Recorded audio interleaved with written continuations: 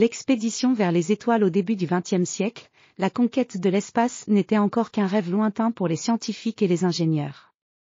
Cependant, une aventure audacieuse allait bientôt marquer le début d'une ère nouvelle. Le docteur Édouard Delacroix, un astronome visionnaire et inventeur de génie, avait mis au point une machine extraordinaire, la Lunaire, un vaisseau spatial révolutionnaire capable de voyager au-delà des frontières de la Terre. La Lunaire était une merveille technologique. Mesurant plus de 30 mètres de long, elle brillait d'un éclat argenté, ses parois en alliage futuriste sculptées pour minimiser la résistance. Les moteurs à propulsion ionique, sur lesquels le docteur Delacroix avait travaillé sans relâche, brillaient d'une lueur bleutée, prêts à propulser le vaisseau vers des horizons inexplorés. À l'intérieur, un tableau de commande complexe, tapissé de cadrans et de leviers, était prêt à être activé. Le jour du lancement, une foule de journalistes, de scientifiques et de curieux se pressaient autour du site de lancement. Le vaisseau était entouré d'un tapis de câbles et de tuyaux, et l'air vibrait d'une excitation palpable. Le docteur Delacroix, vêtu d'un uniforme élégant et orné de médailles, était le centre de toutes les attentions. À ses côtés se tenait son fidèle assistant, le jeune ingénieur Auguste Moreau, dont les yeux brillaient d'émerveillement face à la grandeur du moment. « Prêt pour le décollage, Auguste ?» demanda le docteur Delacroix, la voix teintée d'une émotion contenue. « Prêt, docteur ?» répondit Auguste, ses mains tremblantes en ajustant les derniers réglages sur le tableau de bord. La Lunaire s'éleva doucement du sol, ses moteurs ronronnant comme des bêtes endormies s'éveillant à la vie.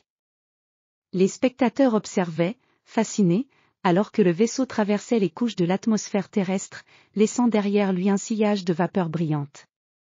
Peu à peu, la planète bleue diminua en taille, laissant place à l'immensité noire de l'espace.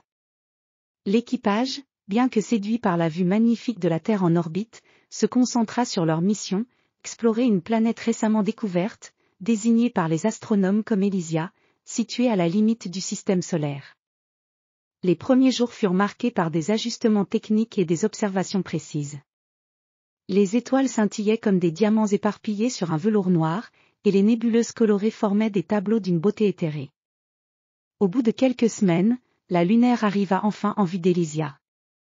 La planète apparaissait comme une sphère luminescente, entourée d'une brume iridescente. La surface d'Elysia était parsemée de continents verdoyants et de mers d'une couleur turquoise intense. Le vaisseau se posa en douceur sur une plaine plane, couverte d'une herbe phosphorescente qui émettait une lumière douce dans l'obscurité de la nuit stellaire. Le docteur Delacroix et Auguste descendirent du vaisseau, leurs pas feutrés sur le sol étranger.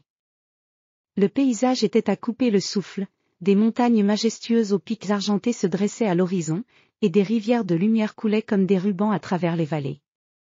Les plantes, aux formes étranges et aux couleurs vibrantes, semblaient danser au rythme d'un vent invisible. « Nous avons vraiment atterri sur un monde inconnu, Auguste !» s'exclama le docteur Delacroix, ses yeux scintillants d'excitation. « C'est incroyable, docteur. Il semble que cette planète soit vivante d'une manière que nous n'avions jamais imaginée. » répondit Auguste, en ajustant son casque de communication. Ils commencèrent à explorer les environs, utilisant des instruments sophistiqués pour analyser la composition atmosphérique et collecter des échantillons. Les découvertes étaient stupéfiantes, des minéraux inconnus, des plantes aux propriétés médicinales surprenantes, et même des signes de civilisation ancienne dans les ruines mystérieuses éparpillées à travers le paysage. En explorant une vaste vallée, ils découvrirent une structure imposante, semblable à un temple, construite en pierre luminescente.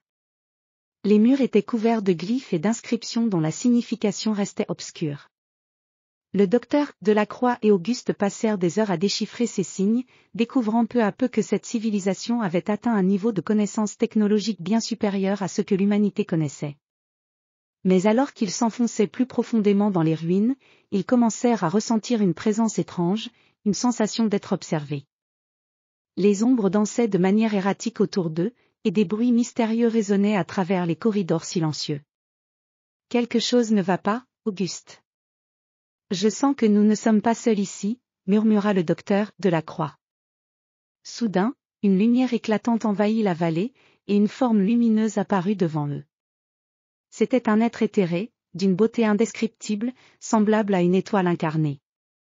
Il se révéla être le gardien de la planète, une entité créée par les anciens habitants pour protéger leur savoir et leur héritage.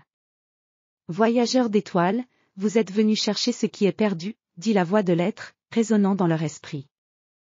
Mais la véritable richesse d'Elysia n'est pas seulement dans ses trésors matériels, mais dans la sagesse que nous avons conservée pour l'avenir.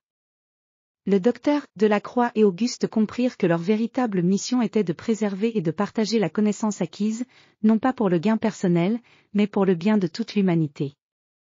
Avec respect et gratitude, ils remercièrent le gardien et se préparèrent à retourner sur Terre. La lunaire repartit, emportant avec elle les découvertes précieuses et les enseignements d'Elysia. Le voyage de retour fut marqué par une réflexion profonde sur les mystères de l'univers et l'immense potentiel qui attendait l'humanité dans les étoiles. À leur arrivée, les découvertes du docteur Delacroix et d'Auguste inspirèrent une nouvelle génération d'explorateurs et de scientifiques, et l'histoire de leur expédition devint un symbole de l'esprit indomptable de l'aventure humaine.